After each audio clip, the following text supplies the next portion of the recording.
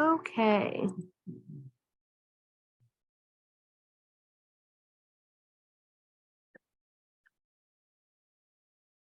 Right. How is everyone doing with the lab from last time? We didn't have as much classroom time to work on it as we had previously. So it's okay for you to work on it still today. You know, if you have questions, sometimes ARC doesn't behave the way you want it to. How many people were successful in getting an area measurement? Okay, a quarter of you. All right. Okay, so today we're going to learn how to digitize imagery. It's kind of the next step in like making your own shape files. Instead of drawing around some points today, we're going to basically be classifying different types of land, vegetation, and an aerial image. And then the second part of today's lab is focused on georeferencing an image that doesn't have any spatial data associated with it. Okay, so does anyone need the data for today? Got it? All right, let's get started. Okay, so the first part of our exercise is going to be focusing on digitizing some imagery. So if we go to our data, we're going to be pulling in two files here that you have here. I'm just going to drag and drop them over.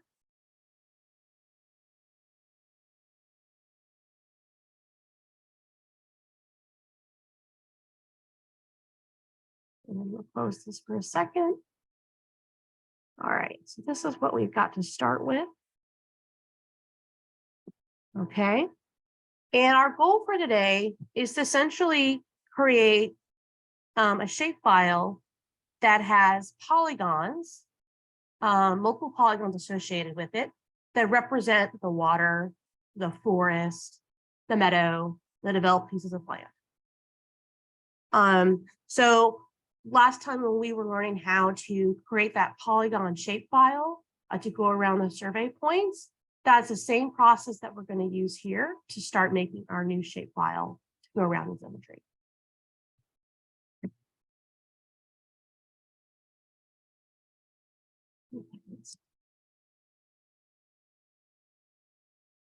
Okay. So you can go, actually I need a catalog. Go back to here, you go new, you go shapefile, and we're going to call this landuse. Got to be a polygon.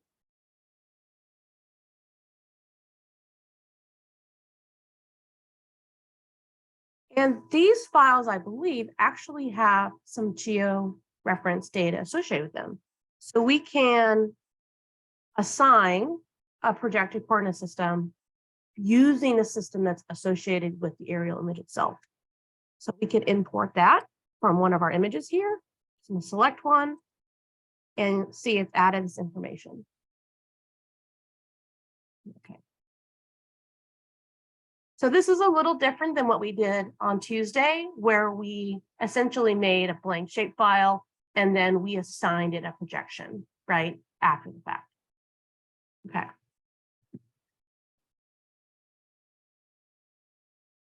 So we've got a blank shapefile here, and we're going to open up the attribute table. It is blank. There's nothing in it. Okay. So now we're going to be using our editor, start editing.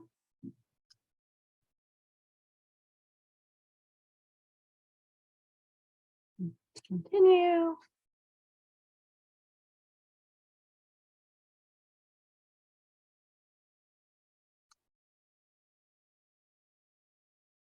Hello. There you go, buddy. It's okay. You got it. If that little box doesn't pop up again, this is that create features where we can select the file we want to edit. And I'm going to select make a polygon. I'm going to close our catalog for a second, give myself some more space. And now I'm going to start drawing a polygon around this retention pond, just as an example here. So it's a little hard to see. I'm going to click, and there you see that red square. So now I'm just tracing with my mouse. And I double click to finish. If I'm happy with it, I can go save edits. And now I can go back to my shapefile here. And when I open up the attribute table, it's no longer blank. It's showing one polygon has been added. All right. So this part, I never understood with ArcMap why they make you do this. But if you wanted to add a field in that attribute table to, for example, describe what the polygon is, in this case, it's water, we actually have to stop editing because otherwise what I'm going to show you here is not available. So now we go back here, and let's say I want to add a field to this attribute table that's going to describe what kind of polygon it is. So land type. Watch this. If I do this, I'm going to get an error message. This needs to be text. I'm going to say, really? See how it is. Yesterday, that was too long of a thing for you.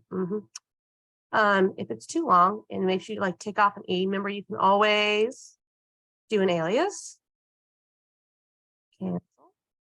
Okay, so now I'm going to go back and turn my editor back on. Continue.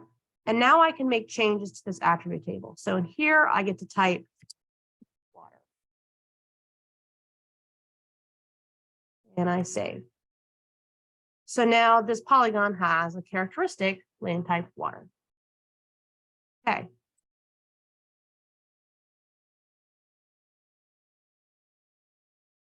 All right, we're going to go back.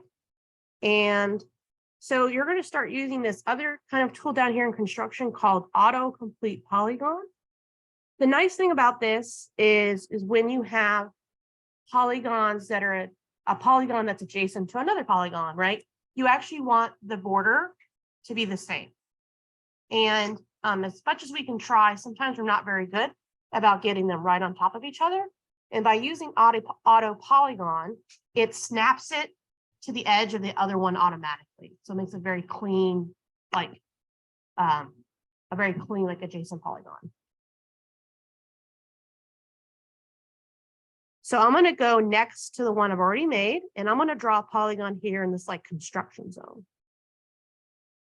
And you can see that it's already snapping to the edge of the existing polygon.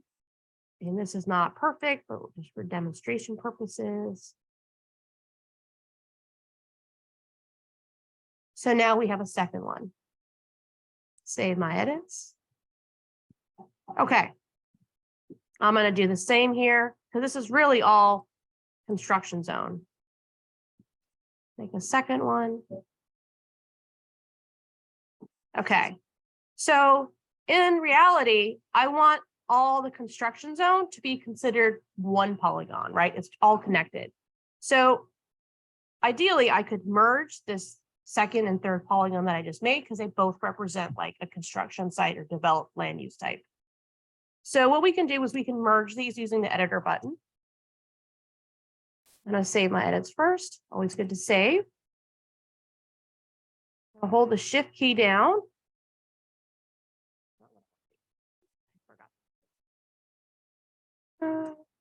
Need to go here.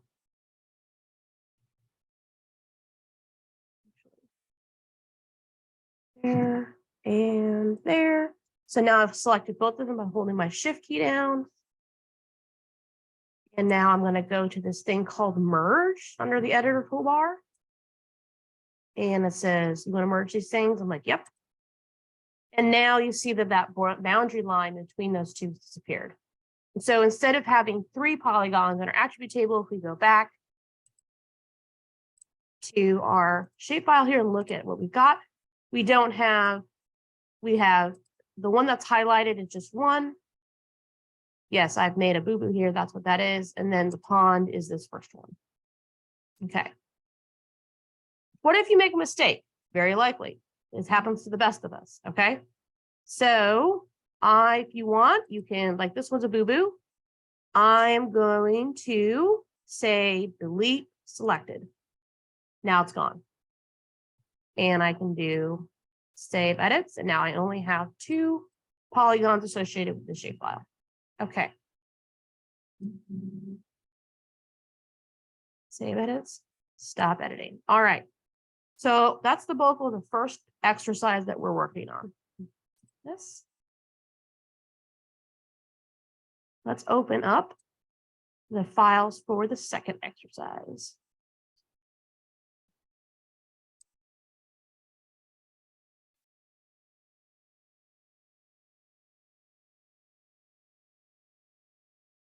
Where are they?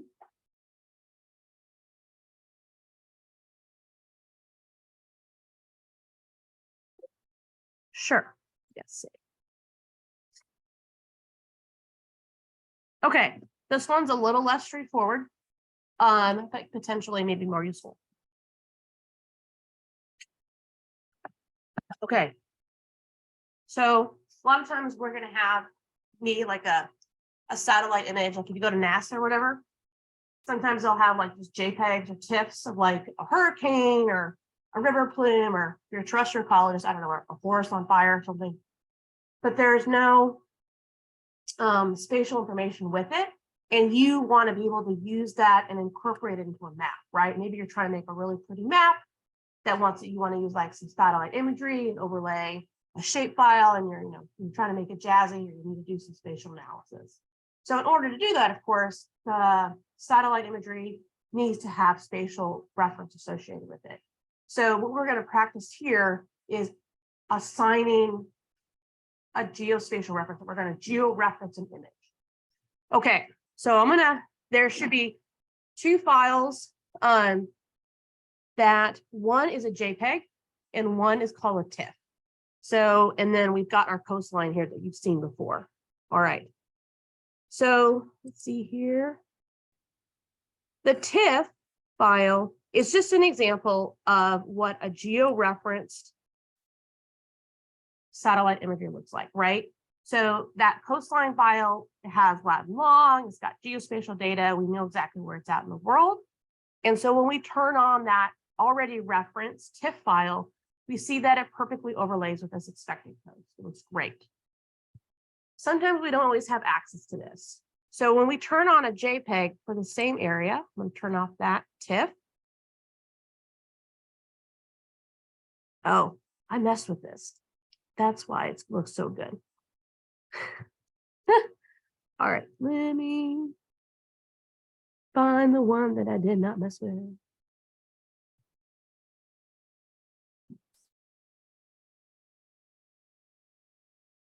Grab out my thumb drive.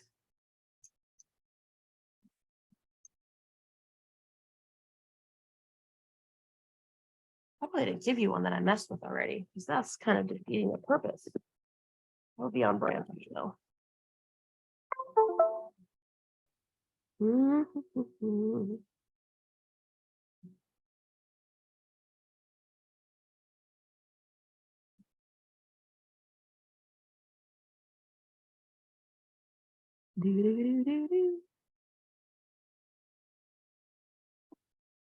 Really? This thing? Let's try this again.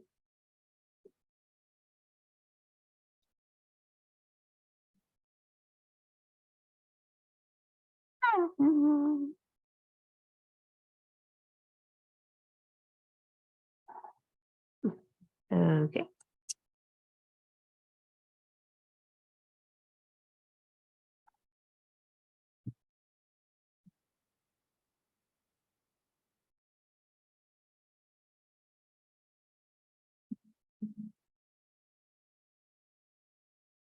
Wow. Thinks my thumb drive is a DVD drive. That's amazing. All right, this will work.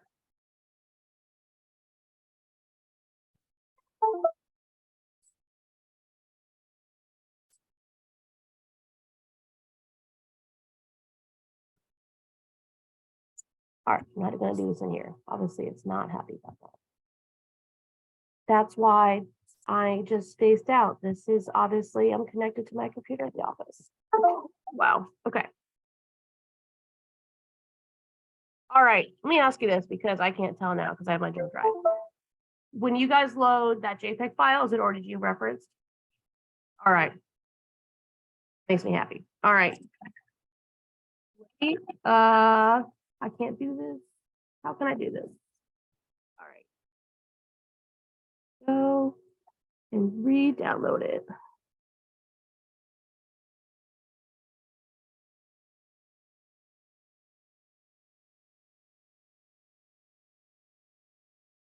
You guys want to know about my student loan? Still paying off undergrad, slow but sure.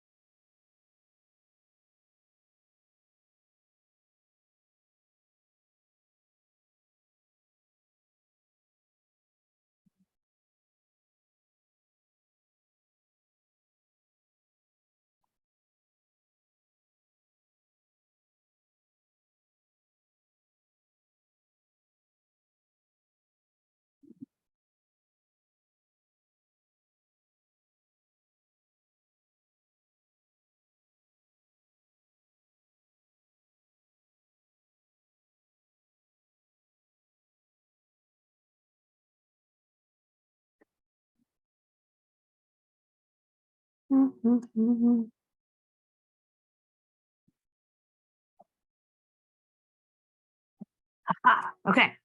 So when we add this JPEG, it is going to give us a warning. That's fair. Okay. So we need to actually open up a new toolbar. So we're going to customize toolbars, georeference, and our JPEG should already be there. And to see it, we're going to say set to display. So it's just going to throw it in the same window. We didn't actually assign anything. So our goal now is to essentially create anchor points from the known reference data to the same location on the image. All right, I'm going to zoom in here to make this a little easier.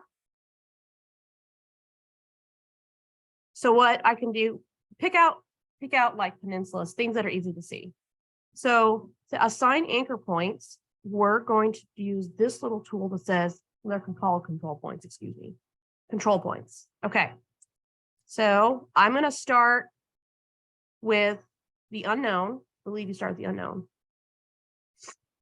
Click on it, and I'm going to draw the arrow to the known. Click on it. And you can see that it immediately snaps the image to where it's supposed to be.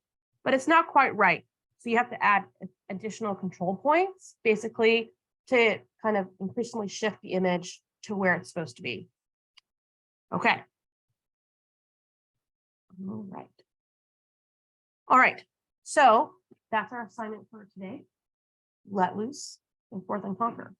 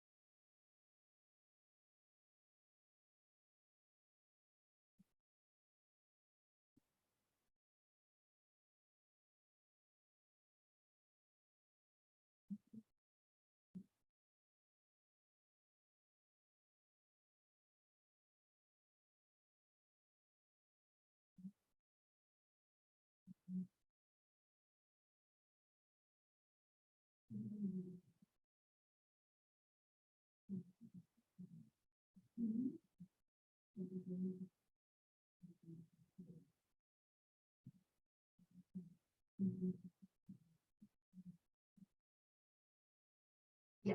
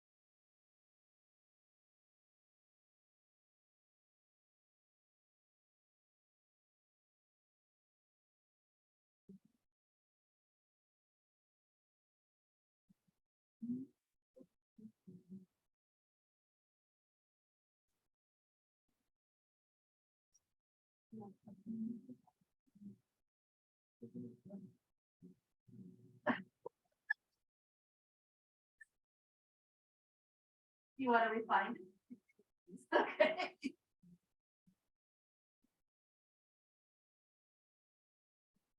So.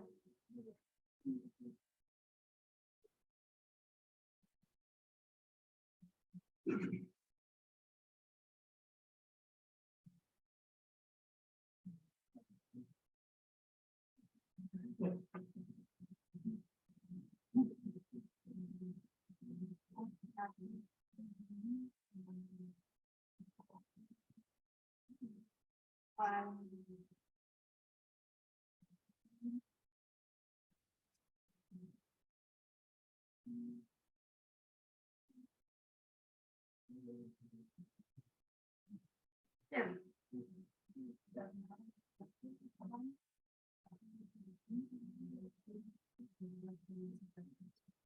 Yeah.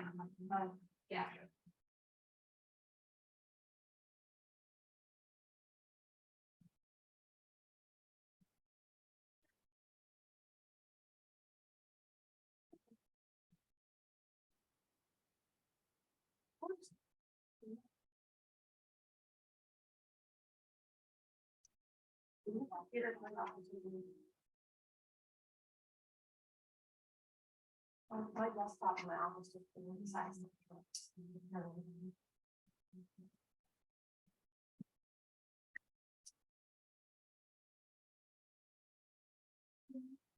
Are you gonna come back? Okay. Just in case you have questions, I'll be here. So.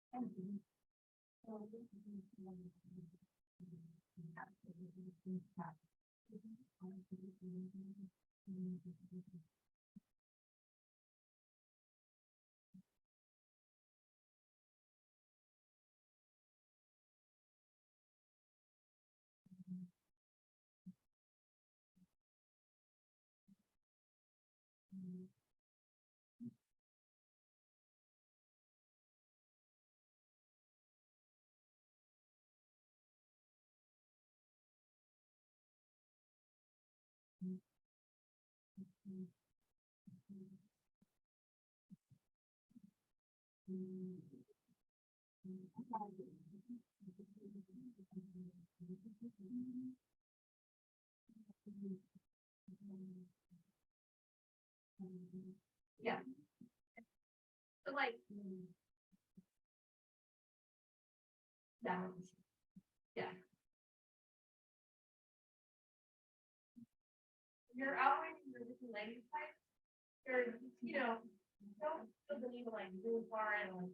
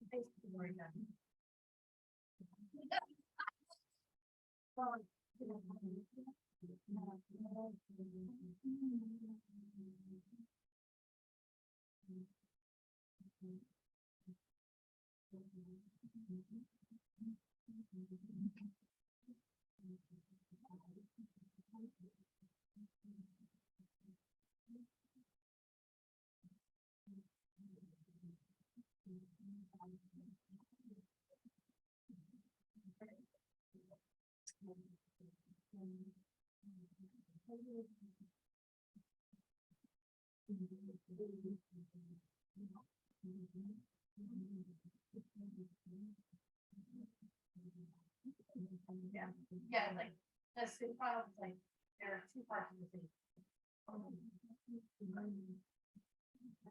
Yeah.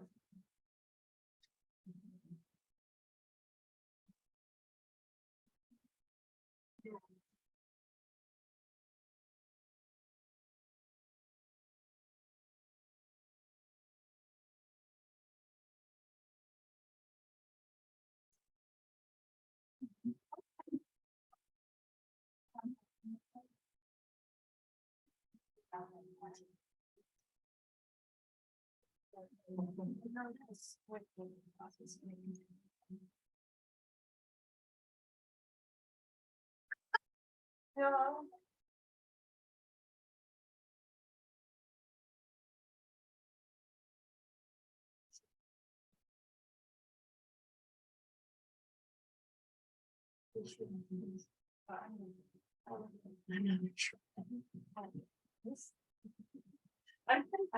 I've lost count, so I was trying maybe like 1, 2, 3, 4. Now it's 10 years. I have this thing there, so like I got this on 95. And then like she was here, like something about something they do this, that happens. Okay, so let's. So this is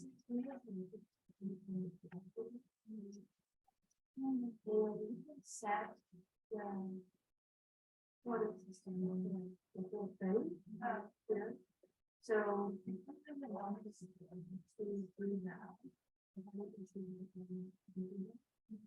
So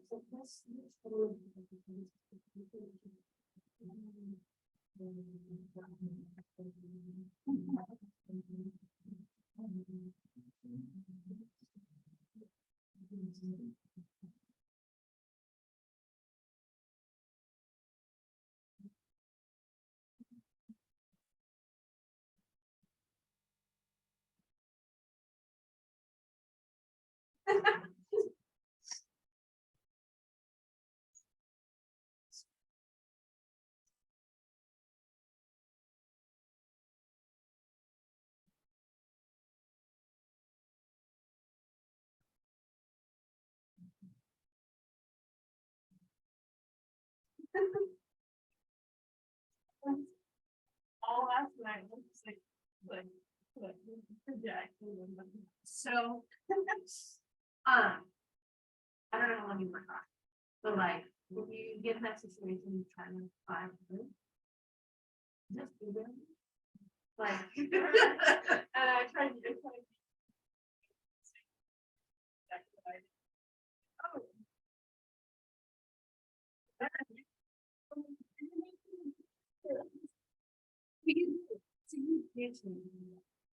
Yeah, because, it's like.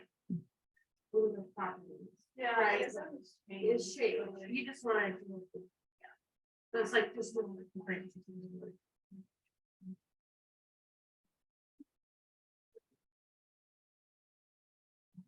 right, let me make that announcement for students who will have.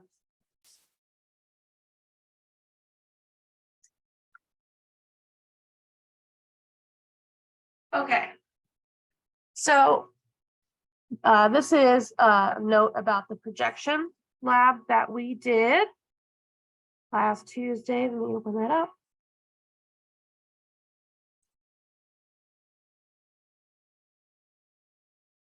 Do, do, do.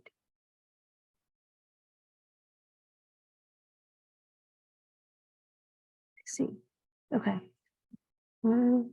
Yeah. Sure.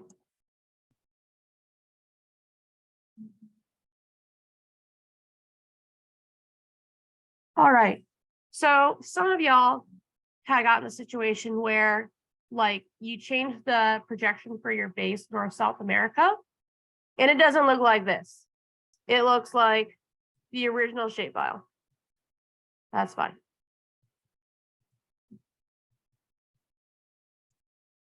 Yeah, well, okay. So sometimes what you can do if the map properties, the shapefile properties show that you actually have transformed the projection, but it's not looking different and you're all, one thing that you can do is you can go to this. We usually are working in our like our regular layout view. If you go to this like document layout view, there's this like frame that gets highlighted in turquoise. That's called your data frame. So if you right click on it, we can actually change the coordinate system for the whole data frame. So you have all these different tabs, grids, and things like that. So you go to the coordinate system one, and just like a shapefile, you can select a projected coordinate system that everything should fall into. If you have shapefiles that are like in a different coordinate system, like you have the original one, it's going to give you a warning. It's okay. Say okay. Yes, that's fine. So now your grid, and that can help basically fix if you are looking for like a particular look for your map. Okay.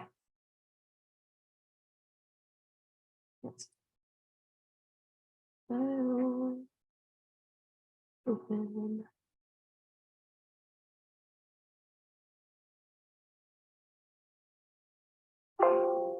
Sure.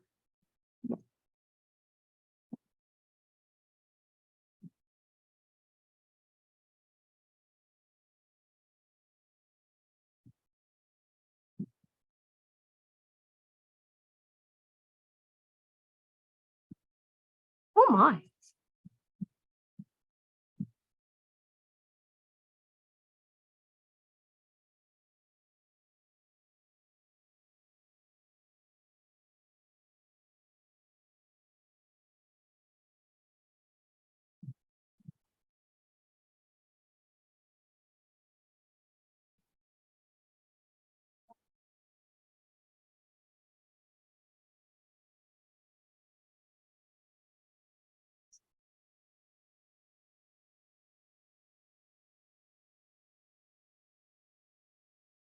So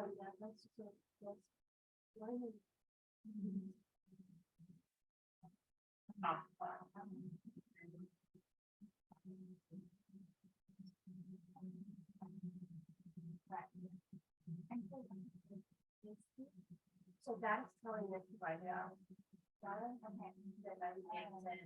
now, topic them. And then DevOps is just like have the graphics thing, and DevOps turns off the graphics part. Because if you leave it on, it's kind of like locked out.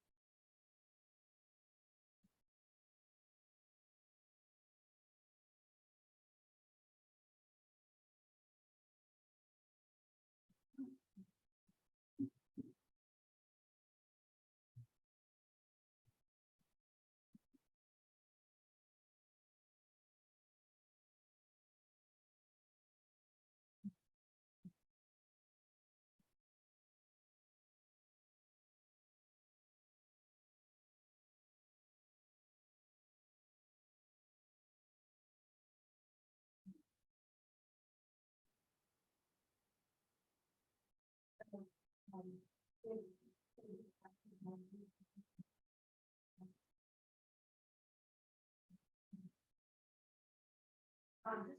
want to like clarify. So make two different map documents for each exercise.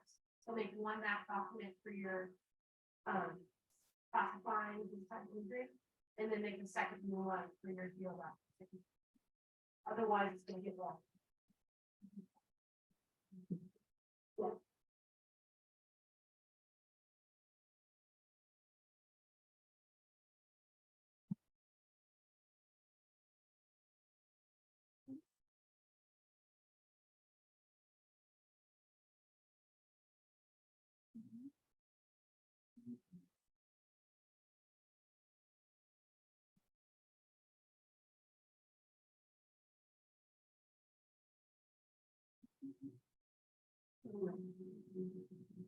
Yeah. Yeah.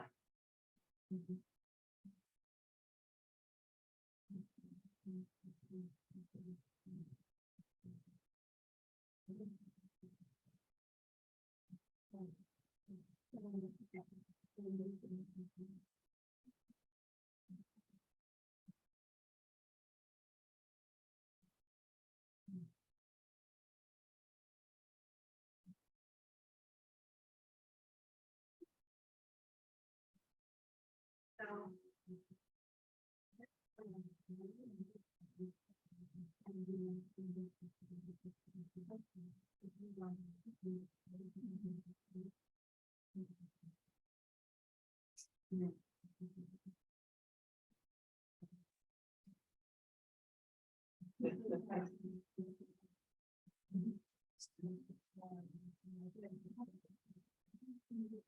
yeah.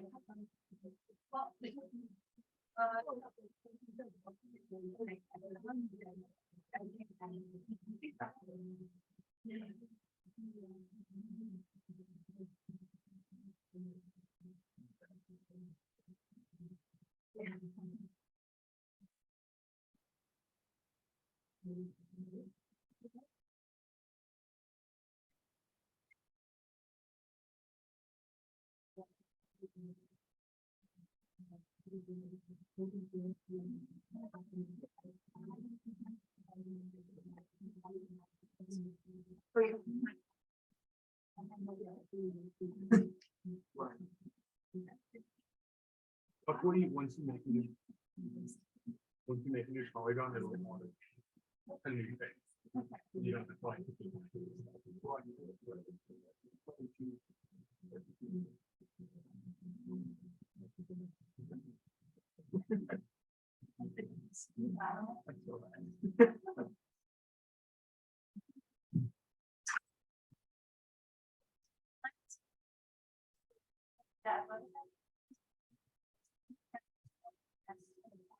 What did I say? It's just like the show.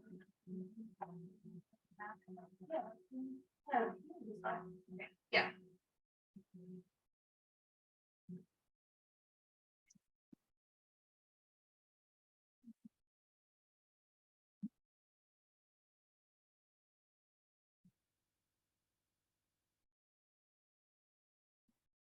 Okay, so for those of you who want to like start having different colors for your land use classes, once you start adding polygons, you can go over to your table of contents and open properties. This is the same place where we look to see what coordinate systems that shapefiles are in. And we have a bunch of different tabs that is going to come up here. So we've been mostly focusing on our source tab that has all that coordinate system information. But if you want to change the colors of categories within a shapefile, we're going to go over to our symbology tab. And because we're working with categorical data, it's text. I'm going to select categories. And then here we select what field we want to modify. In this case, we want to modify our land use field. And I'm going to hit add all values. And now I've got two different polygons. So I apply. And now I have different colors for the different types of lanes.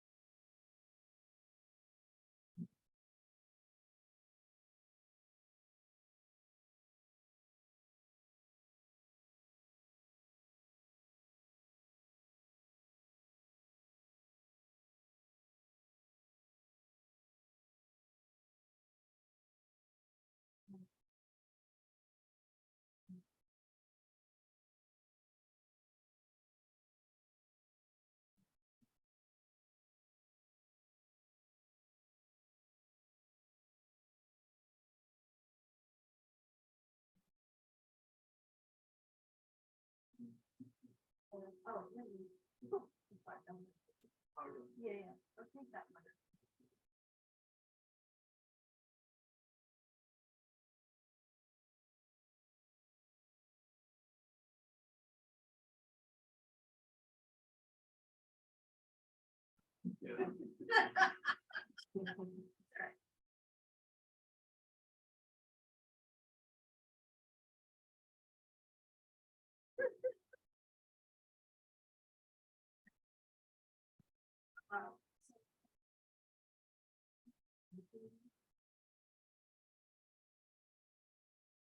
So.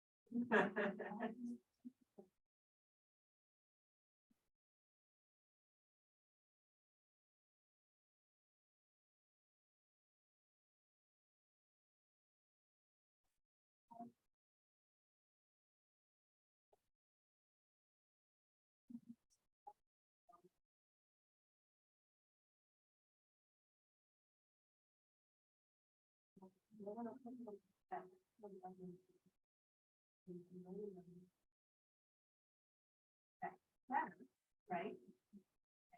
So.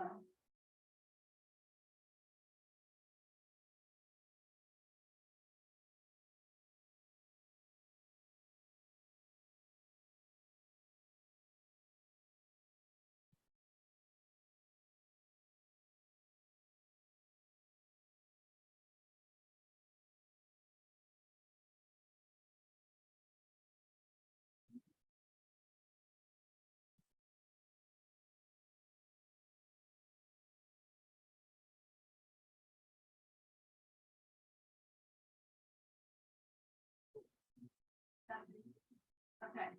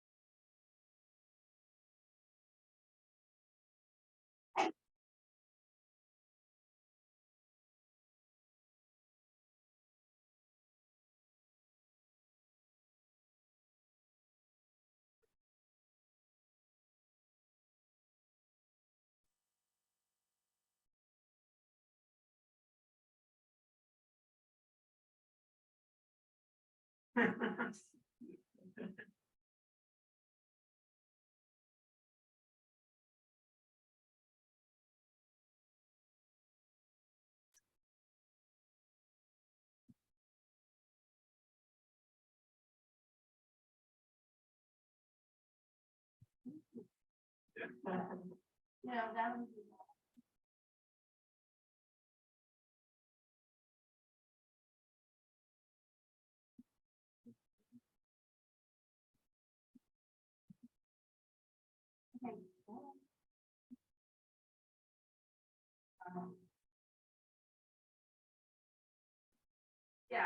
that in the picture and then like slowly like work outward, like in the right way.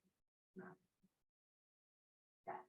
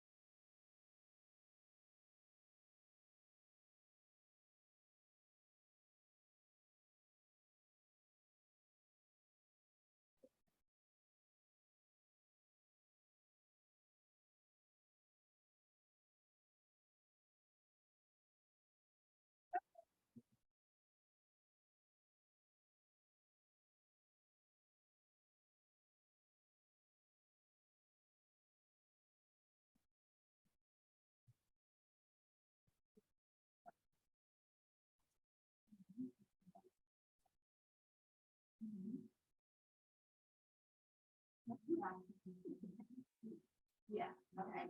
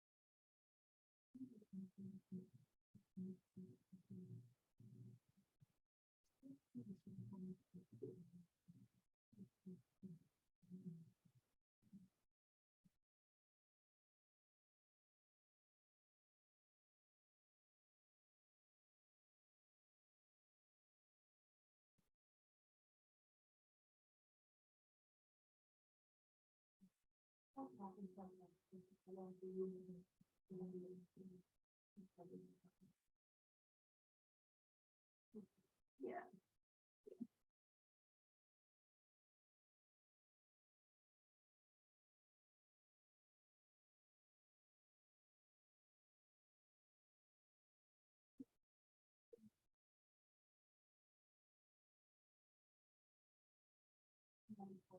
Okay,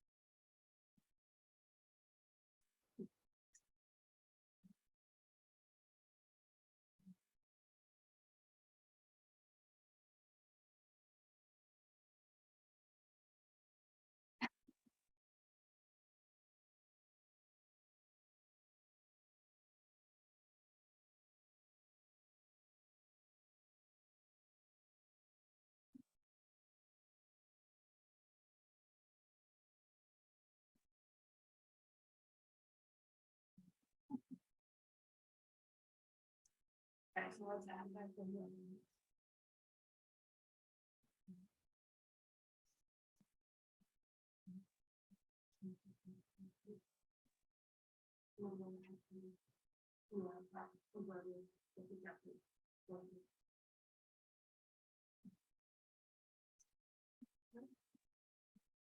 Okay.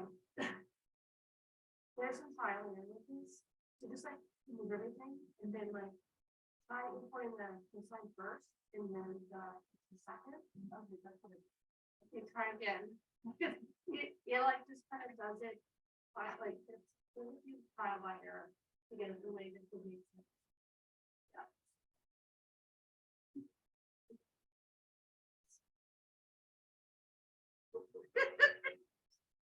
This is what people have to say about me. Okay. Yeah. You're like I think the A's.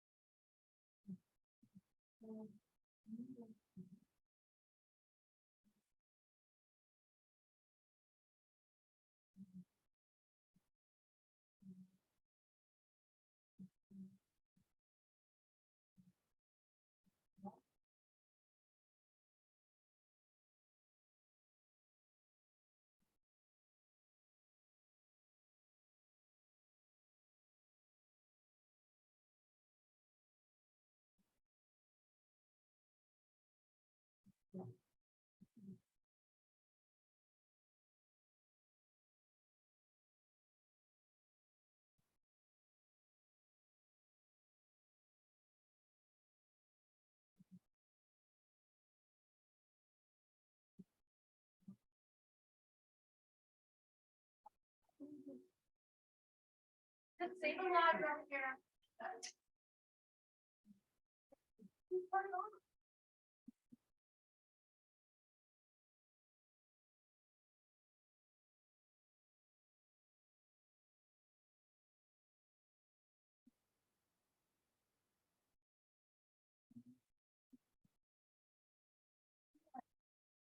Yeah, I got it.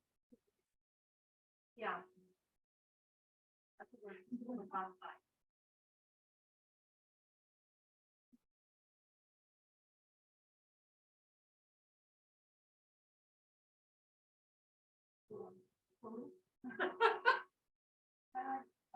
I was trying to drag it off. Yeah, there's two of them. There we go. Okay, okay.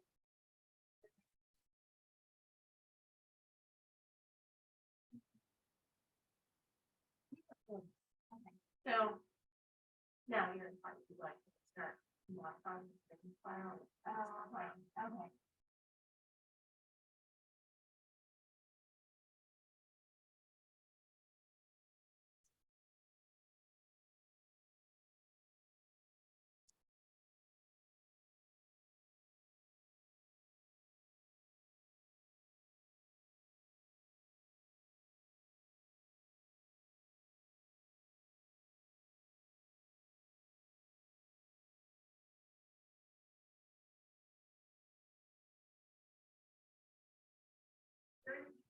have, have a plane fly out and then.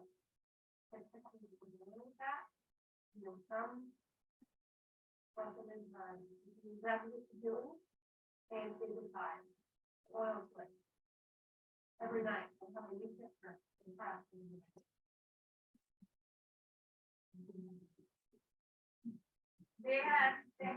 I think that went on for 45 days.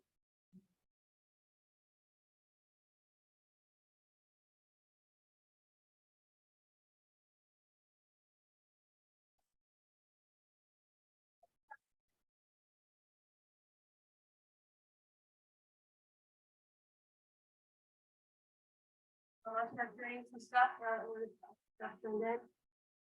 Some fun, you have questions. Today's not great. We got the seminar to go at, maybe tomorrow. I don't know.